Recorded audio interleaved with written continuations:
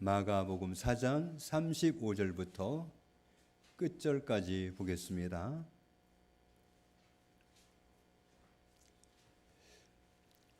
그날 저물 때에 제자들에게 이르시되 우리가 저편으로 건너가자 하시니 그들이 무리를 떠나 예수를 배에 계신 그대로 모시고 가매 다른 배들도 함께 하더니 큰 광풍이 일어나며 물결이 배에 부딪혀 들어와 배에 가득하게 되었더라.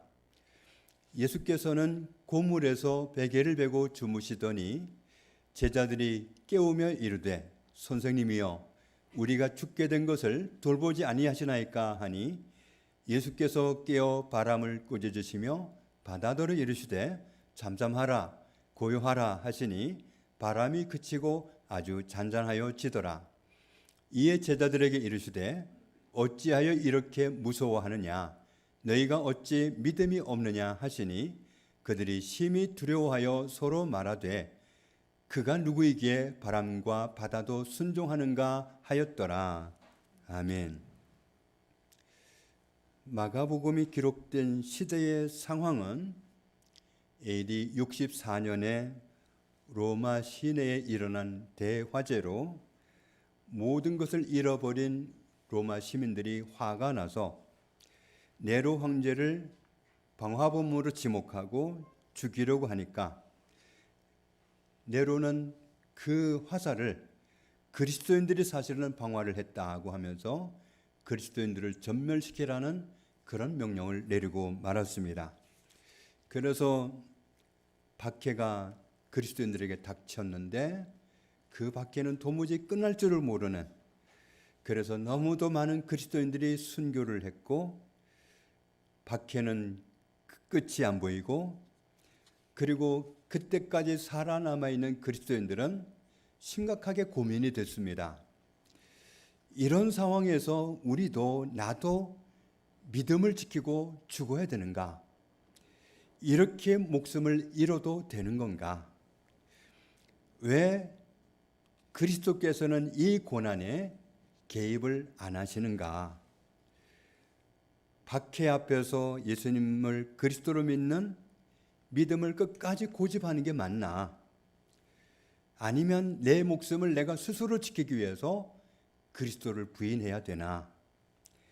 이렇게 고민하고 있는 당시의 그리스도인들을 위해서 마가복음이 기록이 됐습니다. 마가복음 4장 오늘 본문에는 35절부터 있는 말씀을 보면 전에 있었던 사건을 소개하고 있는데 어느 날 저물녘에 예수님이 제자들과 함께 배를 타고 횡단을 해서 건너편으로 건너가게 되었습니다. 그런데 정말 이해할 수 없는 일이 일어났어요. 제자들만 달랑 타고 가는 배가 아니라 예수님을 모시고 가는 배인데 광풍이 몰아닥친 겁니다. 네로 황제의 박해를 견디는 사람들의 의문 중에 하나가 바로 그런 거였습니다. 우리가 예수님을 그리스도로 믿고 그리스도를 모시고 살아가고 있는데 왜 이런 박해가 우리에게 다가왔고 왜 이 박해는 사라질 줄을 모르는가? 우리 그리스도를 믿는 그리스도인들을 다 삼켜버릴 것 같은 이 광풍이 사그러들지도 않고 계속 불고 있는 것이 도무지 이해가 되지 않았습니다. 그런데 그런 그리스도인들이 옛날 지나간 일들을 살펴보니까 예수님이 직접 함께 타고 가시는 배에서도 광풍이 있었다는 것을 발견한 거죠. 배에는 물이 가득하게 되었고 배가 위기를 만났습니다. 예수님이 그리스도가 맞으면 어떻게 그리스도가 타고 가시는 배에 그런 일이 일어날 수 있는가?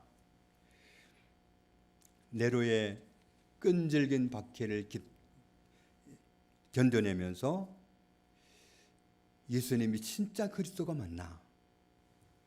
예수님이 진짜 그리스도면 왜 이 박해 가운데 있는 우리들을 돌보지 아니하시는가? 그런 의문으로 가득한 이 그리스도인들에게 지금 마가복음을 기록한 거죠. 예수님이 그리스도라면 네로의 박해 앞에서 이렇게 수많은 그리스도인들이 쓰러져 가고 있는데 왜 보고만 계실까? 그런 의문이 가득한 네로 황제 시대를 살아가는 그리스도인들. 그래서 마가복음 1장 1절에서 결론부터 이렇게 말씀하신 겁니다. 예수님은 하나님의 아들이시고 그리스도시다. 이 분명한 진리부터 선포를 하고 접근을 하는 겁니다. 마가복음 4장 38절로 다시 가보면 예수님은 배 고물에서 아예 베개를 베고 주무시고 계셨다. 고물은 배의 뒤편을 말합니다. 배 뒤편은 주로 노가 있는 자리, 옛날 그런 배는 다 노를 젓는 배인데 노가 있는 위치가 배 뒤편인데 그 뒤편에서 예수님이 아예 베개를 베고 고온히 주무시고 계셨습니다. 제자들은 배에 물이 가득하고 배가 가라앉을 것 같은 위기를 만나서 사투를 벌이고 있는 상황인데 예수님은 그런 상황을 전혀 모르시는지 주무시고만 계셨습니다. 드디어 제자들이 예수님을 깨웁니다. 그러면서 하는 말이 선생님이여 우리가 죽게 된 것을 돌보지 아니하시나이까. 사실 이 질문을 누가 하고 있는 거냐면 네로의 박해를 견디고 있는 그리스도인들이 하는 질문이거든요.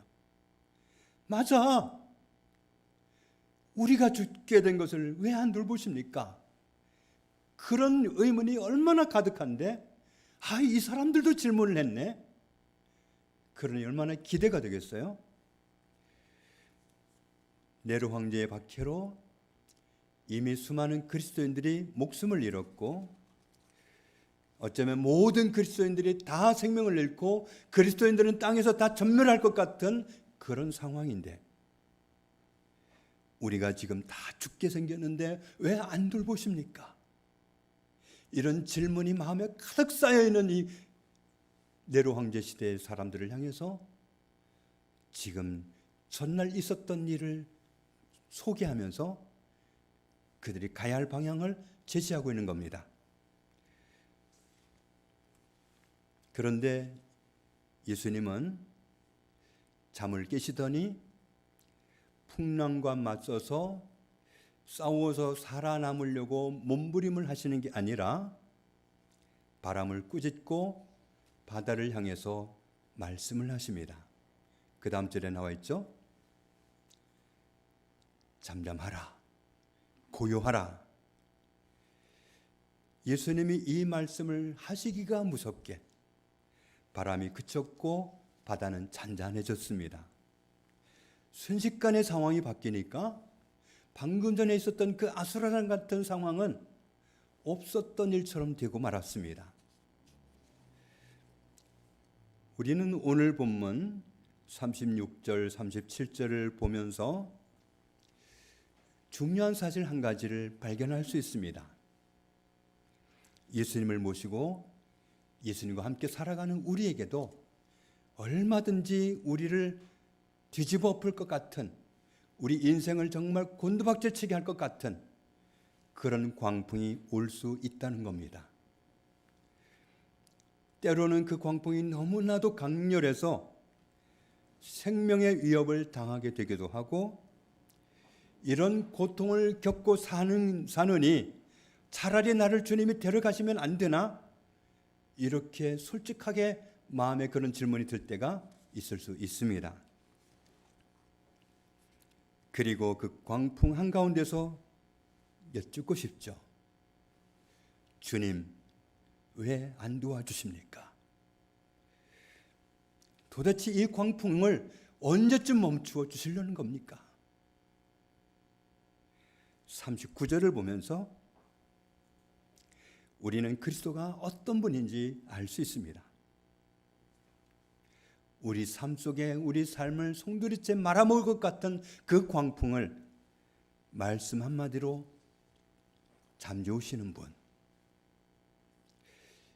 히브리서 1장을 보면 예수님이 어떤 분인지 또 소개하고 있는데, 옛적의 선지자들을 통하여 여러 부분과 여러 모양으로 우리 조상들에게 말씀하신 하나님이 이 모든 날 마지막에는 아들을 통하여 우리에게 말씀하셨으니, 이 아들 예수님을 만유의 상속자로 세우시고 또 그로 말미암아 모든 세계를 지으셨느니라.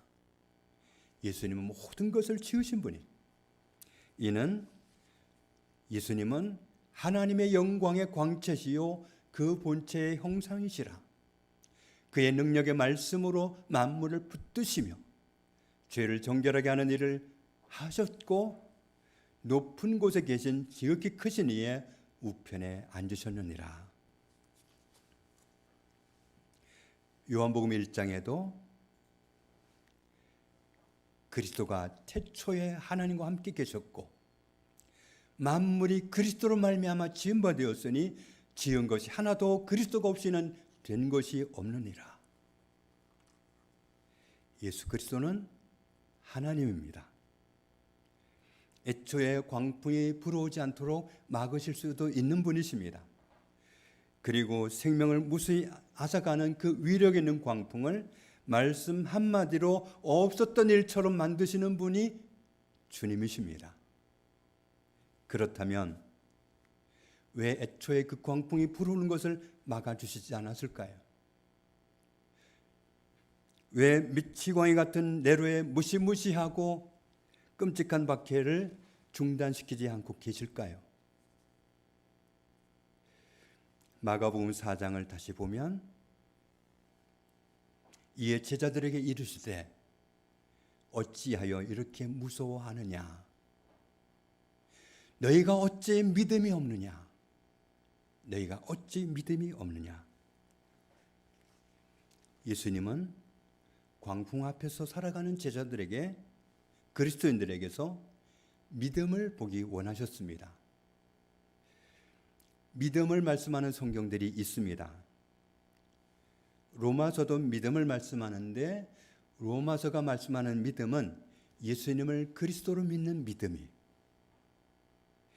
야고보서도 믿음을 말씀하는데 야고보서에서 말씀하는 믿음은 하나님의 성품을 믿는 믿음이에요. 하나님이 얼마나 신실하신 분이고 우리가 기도할 때 얼마나 정확하게 우리에게 간섭하시고 은혜를 베푸시는 그런 성품의 하나님이신가. 그런데 오늘 마가복음에서 말씀하시는 믿음은 광풍 앞에 있지만 또 지금 누구와 함께 있는가? 광풍 앞에 있지만 지금 또 누구 앞에 있는가? 누구와 함께 있는지를 아는 그 믿음을 말씀합니다. 우리는 광풍 앞에만 있는 게 아니에요. 주님 앞에 있는 겁니다. 열왕기상 19장을 보면 하나님의 선지자 엘리야가 하나님 편에서 쓰임을 받았는데 아합 왕이 자기 부인 이세벨한테 고자질을 합니다. 하나님의 선지자 엘리야가 얼마나 못된 짓을 했는지 아느냐? 당신이 좋아하는 바알 선지자를 다 죽였다. 이 사실을 말했더니 그 다음 절에 보면 아합의 부인 이세벨이 엘리야에게 통보를 합니다. 내일은 네가 죽을 차례다. 엘리야가 깊은 산으로 도망을 갑니다. 하나님을 만났습니다. 9절 10절을 보면 하나님이 엘리야에게 묻습니다. 엘리야야, 네가 어찌하여 여기 있느냐? 엘리야가 하나님께 대답하는 내용을 보면 엘리야는 그때 어떤 생각을 하고 있었느냐 하면 이미 하나님을 섬기는 하나님의 사람들은 수없이 죽어나가는 모습을 다 봤거든요. 그리고 이제 이세벨이 자기를 죽이겠다고 칼을 뽑았는데 이제 이 세상에는 하나님을 섬기는 사람이라고는 자기가 마지막이고 더 이상 하나님을 섬기는 사람이 없다고 생각을 했어요. 그렇기 때문에 내가 악인의 손에 죽게 내버려 두실 일이 뭡니까? 내가 하나님 섬기는 마지막 사람인데 차라리 하나님이 그냥 저를 불러가십시오. 이게 엘리야의 기도였습니다. 자기뿐인 줄 알았거든요. 그런데 18절 말씀을 보면 같이 읽습니다. 그러나 내가 이스라엘 가운데에 7,000명을 남기리니 다 바알에게 무릎을 꿇지 아니하고 다 바알에게 입맞추지 아니한 자니라.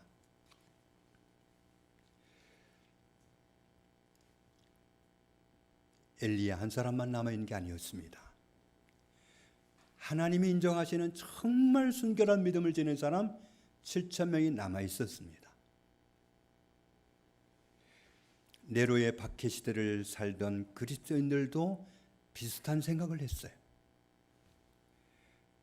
얼마나 많은 그리스도인들이 네로의 박해 정책으로 광풍 앞에서 목숨을 잃었는데 이렇게 광풍을 멈추게 아니하시면 믿음을 지키던 그리스도인들이 다 죽어나가서 없어지든지 아니면 배교해서 그리스도를 믿는 사람이 아예 없어지든지 어쨌든 간에 땅에 그리스도를 믿는 사람이 남아있을 수 있을까?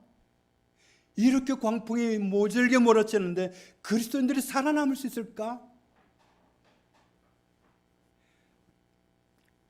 이렇게 그리스도인들이 다 죽어나가는데 그리스도는 과연 우리와 함께 계시는가? 그리스도는 이 광풍을 잠재울 능력이 있으신 건가 없는 건가? 네로의 박해로 그리스도인들은 너무나도 많이 죽어나갔고 배교한 사람들도 제법 있었습니다. 이러다가 그리스도인이라고는 씨를 말리는 게 아닌가? 다 죽고 그리스도인들은 없는 세상이 되는 거 아닐까? 이런 질문을 가지고 있는 네로 박해 시대를 살아가는 그리스도인들에게 오늘 마가복음은 말씀하고 있습니다. 마가복음 4장 40절에서 너희가 어찌 믿음이 없느냐?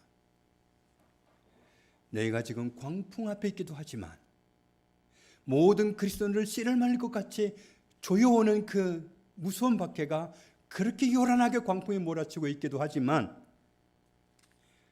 너희가 또한 누구와 함께 있는지를 아는 믿음이 어찌 없느냐?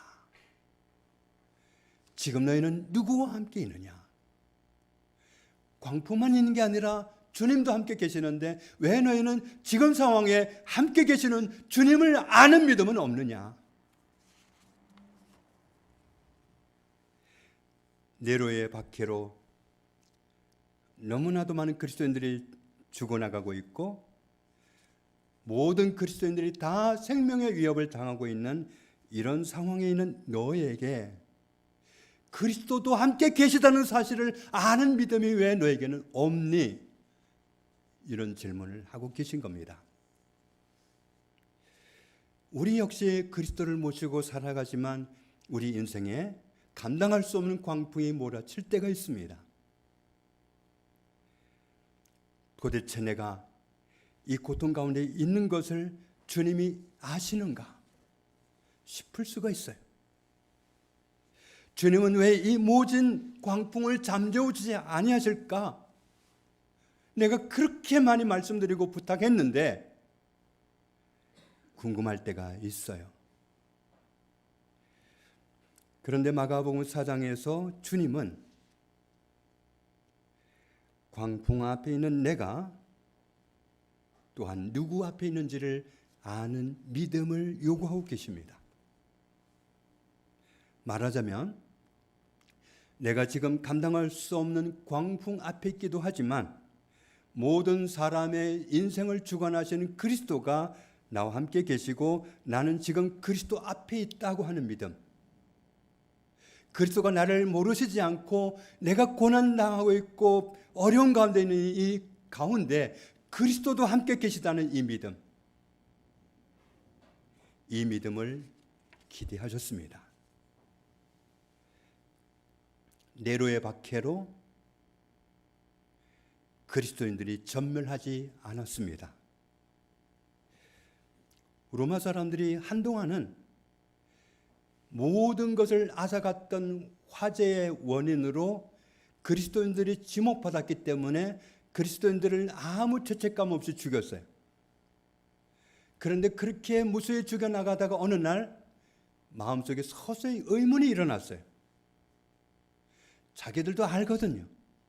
그리스도인들이 그런 못된 짓을 할 사람들이 아니라는 것을 알아요. 그러면 이 사람들이 목숨이 2개 있는 게 아니고 3개 있는 게 아니니까 자기는 예수님을 그리스도로 믿는다고 하는 그리스도인이라고 하는 정체를 안 밝히면 돼요. 그 죽이겠다는 칼을 든 로마 병사 앞에서 말을 바꾸면 돼요.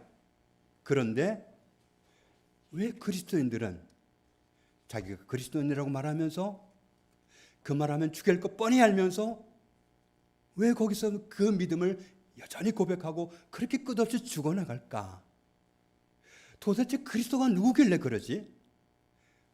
로마 사람들 마음속에 자꾸만 이런 질문이 들기 시작했어요. 결국은 로마가 그리스도를 믿는 기독교 국가가 되지 않았습니까?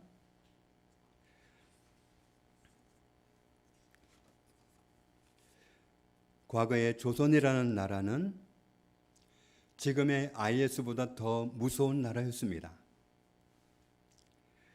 쇄국 정책을 폈기 때문에 선교사들이 들어오는 것을 절대로 용납하지 않았습니다. 그런데도 젊은 청년 선교사들이 한국 사람들을 살리겠다고 복음을 들고 오다가 수없이 죽었어요.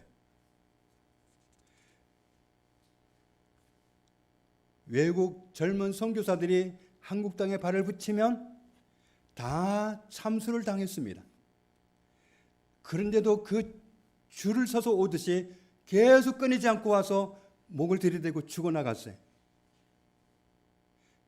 어떤 사람들이 변화가 되느냐면 복음을 들고 온 선교사들을 칼로 쳤던 사람들이, 참수했던 그 사람들이 마음에 의문이 들기 시작한 거예요.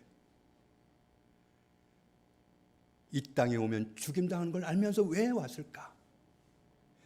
그리고 죽이겠다고 칼을 치켜들면 살려달라고 비는 게 아니라 자기가 가져온 성경책을 들이밀면서 제발 읽어달라고 사정하는 그 사람들의 모습이 선하게 남아있으면서 도대체 이 책이 뭐길래 그 사람들이 죽어가면서도 그렇게 주고 싶어 했을까? 그래서 성경을 본 사람들이 그리스도인들이 되고, 그래서 한국이 복음화가 된 겁니다.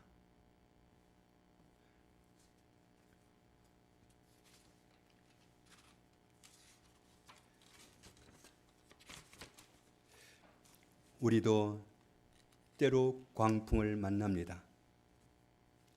우리의 인생을 송두리째 엎어놓을 것 같은, 그래서 우리의 인생이 엄청 잘못될 수 있겠다고 하는 위협감이 찾아올 수가 있습니다.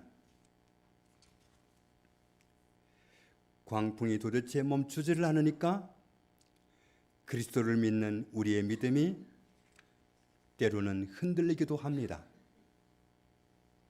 우리는 오늘 말씀을 통해서 우리가 광풍 앞에 있을 때 또한 나는 누구 앞에 있는가를 아는 믿음을 가지라고 요구하시는 주님의 음성을 듣기 원합니다. 전능하신 주권자이시면서도 나를 살리기 위해서 사람이 되어 오셨고 십자가에서 우리를 위해서 목숨을 버리셨던 주님, 자기가 죽어서라도 우리를 살리기를 원하셨던 주님, 그 그리스도가 그 상황 가운데에도 함께 계십니다. 내가 광풍 앞에서 어쩔 줄 몰라 할 그때에 그리스도께서도 함께 계십니다. 그때 그 믿음을 보기 원하십니다. 내가 그리스도와 함께 있으면 광풍으로 인해서 광풍 때문에 내 인생이 근본적으로 잘못될 수는 없습니다.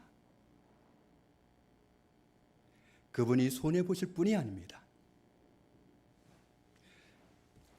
마가복음 9장 23절에 말씀합니다. 같이 읽습니다. 예수께서 이르시되 할 수 있거든이 무슨 말이냐 믿는 자에게는 능히 하지 못할 일이 없느니라 하시니, 우리가 광풍 앞에 있을 때에도 내가 광풍 앞에 있기도 하지만 또한 내가 누구와 함께 있는가? 나는 그리스도와 함께 있다. 내 인생 속에 오셔서 그렇게도 함께 있기를 원하셨고, 그리스도와 함께 있는 것이 생명이고 영생이기 때문에 그렇게도 함께하기 원하셨던 주님이 함께 계시다. 나는 주님 앞에 있습니다. 나는 그리스도 앞에 있습니다. 이 믿음이 필요합니다. 내가 이 믿음을 가지고 서 있을 때 가족들이 일어나고 이웃 사람이 일어나고 다른 사람들에게 살아계신 그리스도를 드러낼 수 있습니다. 네로 박해 시대를 살면서 그리스도를 부인하지 않고 끝까지 섰던 사람들 때문에 로마가 기독교 국가가 되었습니다. 오면 죽이겠다고 칼을 들고 있는데도 불구하고 젊은 청년들이 줄을 서서 와서 죽임을 당했지만 그 선교사들의 희생은 헛되지 않았습니다. 예수님은 그리스도입니다. 그리스도가 없으면 생명이 없습니다. 그리스도가 없으면 천국에 갈 수 없습니다. 그러므로 조선 사람들도 그리스도를 알아야 됩니다. 내가 들어가지도 못하고 죽임을 당하는 한이 있어도 저는 그 사람들을 살려야 된다는 마음을 가지고 뛰어들겠습니다. 이 믿음을 드렸을 때 조선이 변화되었습니다. 오늘 우리도 그리스도를 믿는 믿음의 사람이 되었습니다. 내가 광풍 앞에 있을 때라도 그때 나는 주님 앞에 있습니다. 지금 나는 주님 앞에 있습니다. 주권자, 모든 것을 창조하셨고 임의로 다스리실 수 있는 그분이 함께 계시면서 왜 보고만 계셨습니까? 믿음을 원하셨던 겁니다. 나의 믿음을 보기 원하십니다. 광풍만 있지 않고 주님이 함께 계시다는 것, 그리고 함께 계시는 주님 편에 서서 광풍을 마주할 수 있는 그 믿음을 원하셨습니다. 너희가 어찌 믿음이 없느냐? 광풍 앞에서 함께 계신 그리스도를 시인할 수 있는, 그리스도 앞에 있기 때문에 요동하지 않는 믿음으로 서 있어서 가족을 세울 수 있고 이웃을 세울 수 있고 그런 믿음의 장부로 설 수 있는 저와 여러분 다 되시기를 주님의 이름으로 축복합니다. 주님 감사합니다. 주께서 우리를 살려주셨습니다. 죄로 인해서 하나님과 관계가 단절되었을 때 친히 오셔서 십자가에서 우리 죄를 위해 죽어주심으로 우리가 살았습니다. 그리스도를 모셨기 때문에 영생하는 생명이 있게 되었고 천국에서 사는 생명을 소유하게 되었습니다. 주님이 나와 함께 계시고 영원히 함께 계십니다. 그리스도와 함께 있다는 이 믿음을 광풍 앞에서 고백하게 하시고 광풍 앞에서 선포하게 하시고, 그래서 광풍은 아무것도 아니며 심지어 내가 목숨을 잃는 한이 있어도 그리스도와 함께 있는 나는 잘못될 수 없다는 이 사실을 알기에 믿음으로 선포하고 주가 원하시는 믿음을 드리며 승리하며 살아가는 저희들 되게 하여 주옵소서. 예수님의 이름으로 기도합니다. 아멘.